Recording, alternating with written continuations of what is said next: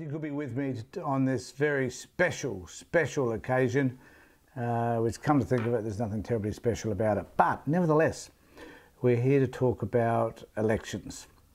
Why is it that we have them? Is it the democratic process in action? Is that what elections are about? Or are they about an opportunity for a lot of egocentric, narcissistic, primarily men, though not always, to be able to talk about things that interest them, that has nothing to do with the society in which they represent, and hopefully they themselves will have a nice, comfortable pay packet for a set number of years until such time as everybody wakes up to the fact that they're all a bunch of dickheads and need to be removed. Now, here in Australia, for those of you who don't know, we have well, yeah, I guess one could say that our elections are compulsory. Yep, it's true. Now, what that does mean is that you actually have to be enrolled in order to vote.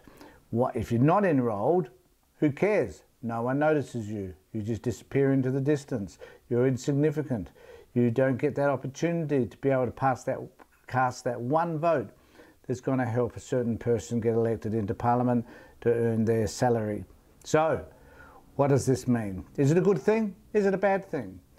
Not too sure myself. I've been a part of this system my entire life, so I guess I consider it a good thing. Doesn't mean that we're going to get the people that we deserve.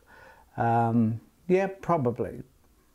And most of the time we get people that let us down, that fail us at every possible level. We get people who are in it for their own self-worth, for what they can gain out of it, as opposed to people that want to help us to have a better, more functioning, better society. And I often wonder what would happen if instead of an election we just had a straw poll. So we got 4 or 5 of the major parties, and I guess, how do you determine what a major party is? I guess elections determine that to some extent, so perhaps the system is rather flawed.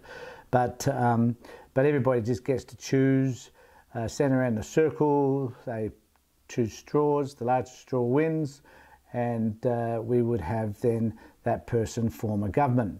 Of course, my fear with that system would be, say, what happens if Pauline Hanson picked that straw? That would be devastating to all of us.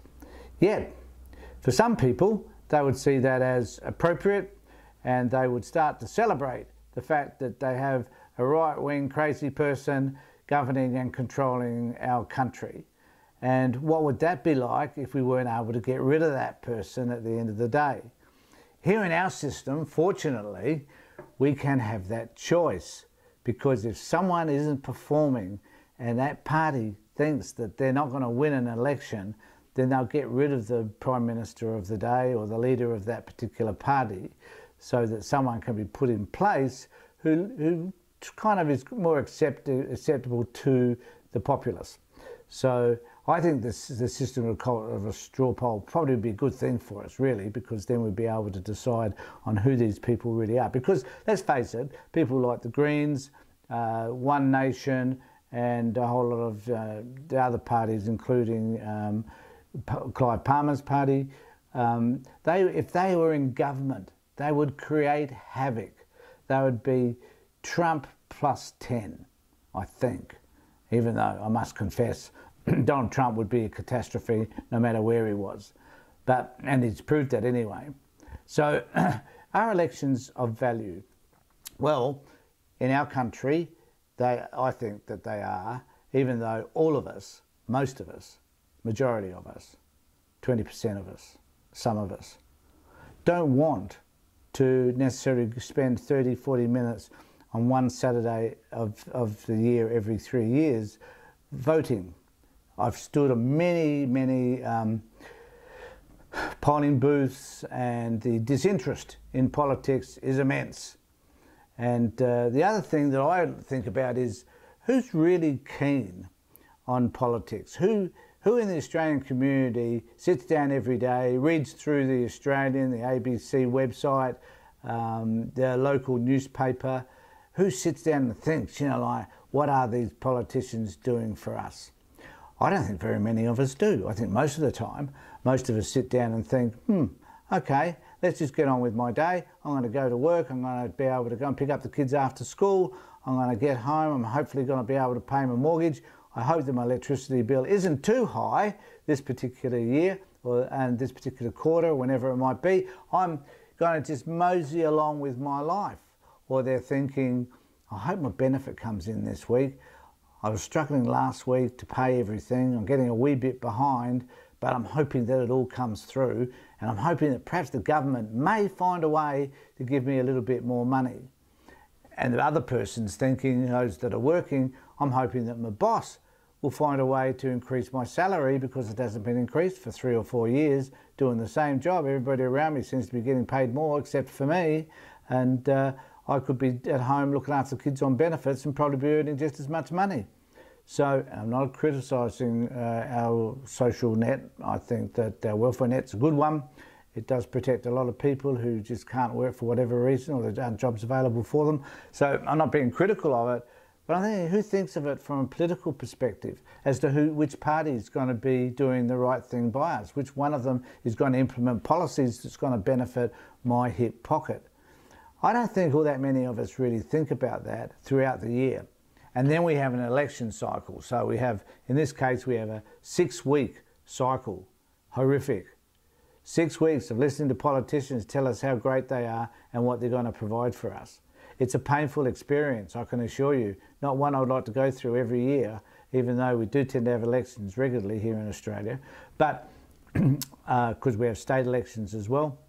And to some extent we have local council elections, but which no one really cares about them anyway. But generally, Australians don't give a rat's ass about elections. They don't care about which party's in, which party's not. There are 2 major parties. It will be either one of them. It won't be one of the lunatic fringes, even though some people would like to think that some of those crazy people did get into power. Who knows what they would do if they did, but it's unlikely. So we're stuck with this 2-party system, which gives us the same old stuff over and over again, year in, year out. And our elections have now become more like presidential elections. So at the end of the day, we're kind of wondering who in the hell we're going to be voting for. Is it about the party? Is it about the people in the party? Is it about the team that particular party has put together to govern the country? Or is it about the personality of the person that's leading that team? And most of the time, it's actually about the personality. No one gives a rat's ass about things like climate change, apparently. No one really seems to care en masse about things like wage increases or housing prices. What we do tend to worry about more than anything else is just how we're going to survive throughout the day. How we're going to get from one pay packet to the next or one benefit payment to the next. That's the important thing for most people in this country. Are we interested in a thing like, which I'm interested in, is the degree to which children are not accounted for in our society. Apparently, very few people are actually interested in that. What is your pet interest? How many people are interested in whatever it is that concerns you the most? And how do we get people to support us around the things that we believe are important? And why isn't it that the government doesn't take on particularly, I think, specific social issues, such as Indigenous affairs, about how the number of kids that are incarcerated as a result of simply being Indigenous?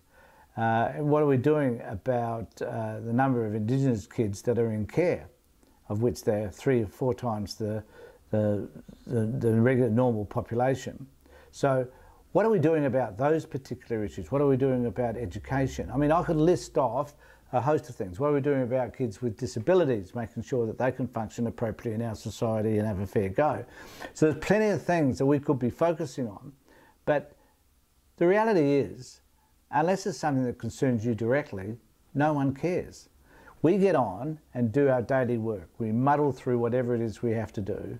You know, we've got other pressures in our lives, whether it be family, whether it be work commitments, whatever it is that we're struggling with daily is more significant to us than having to worry about those other issues which seem to be the political issues which concern us around an election, like whether Scott Morrison ever tells the truth, for example, or whether Albo is strong enough to be a leader.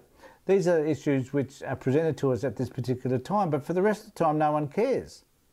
And I do wonder whether actually we do even care now. What do you think? Should we do a straw poll and just go for whoever picks out the largest straw? Or should we become more considered around who it is that we're going to elect? My father used to say that we get the politicians and the government we deserve. And I think sometimes we deserve, because of our lack of interest, we deserve the shitty governments that we tend to get.